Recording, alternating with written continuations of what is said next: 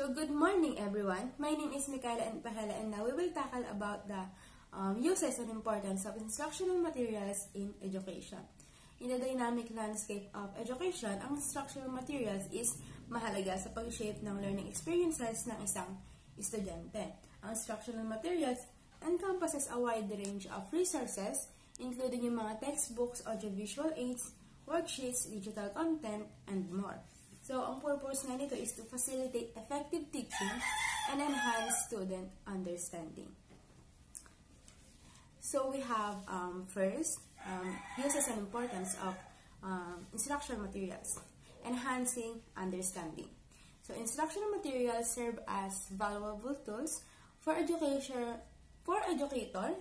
to convey complex concepts in comprehensible manner.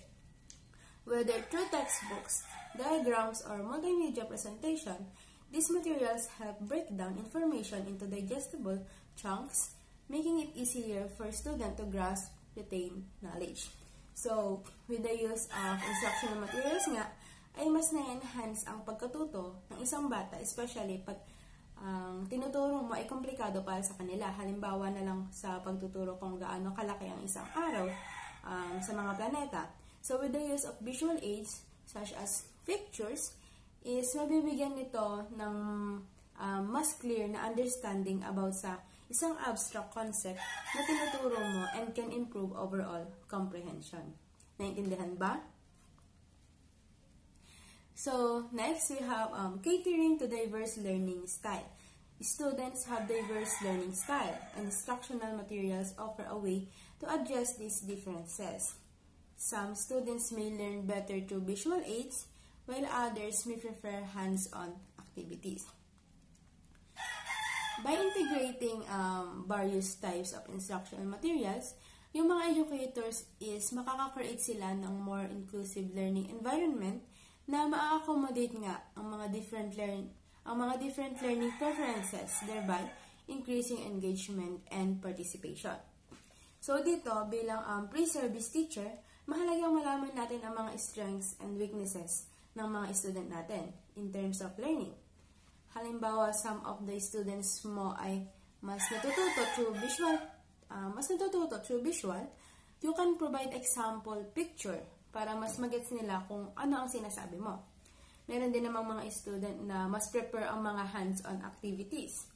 So, you as a teacher can conduct a group activities, diba, for them.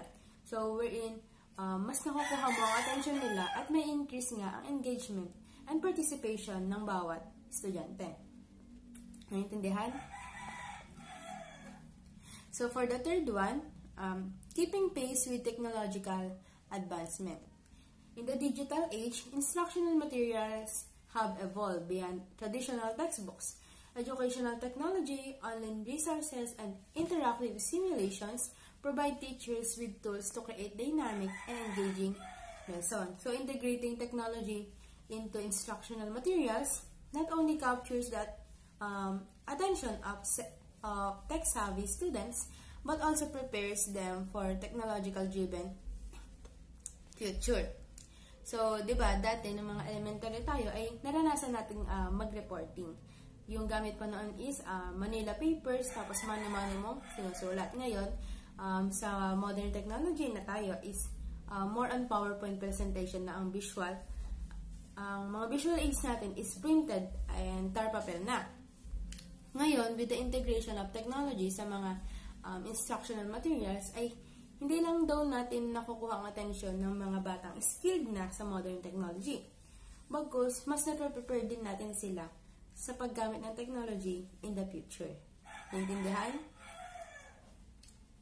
And fourth one, facilitating personalized learning. So, instructional materials enable educators to tailor their teaching methods to meet the needs of the individual students. So, by providing a variety of resources, teachers can differentiate instructions, offering additional support or challenges based on each student's abilities. This personalized approach promotes a more student-centered learning environment where each learner can progress at their own pace.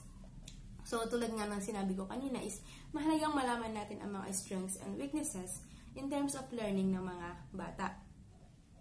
Para we as a future educator, alam natin paano maituturo sa mga batang isang topic na mas maintindihan nila. Kahit pa they have diverse learning styles. For example, we can provide pictures pag mas natututo sila through visuals, mga ganong scene. And lastly, for the uses and importance of instructional materials, it is promoting active learning. So dito, mahalaga ang interactive instructional materials kasi na-encourage nito ang active participation ng isang bata sa learning process. Sabi nga dito, worksheets, experiments, and group activities can transform passive learners into active participants, fostering a deeper understanding of the subject matter. So, this active engagement not only enhances knowledge retention but also cultivates critical thinking and problem solving. So, 'di ba may mga bata na tahimik lang, mga hindi pala tanong. So, you as a teacher, dapat alam mo paano sila gawing active sa klase. You can provide group activities wherein they can participate. With that, nag-enjoy at nag-participate na sila. Nag-enjoy and nag-participate na silang lahat and may knowledge pa silang natutunan. And that would be all for the uses and importance of instructional materials in education. Thank you.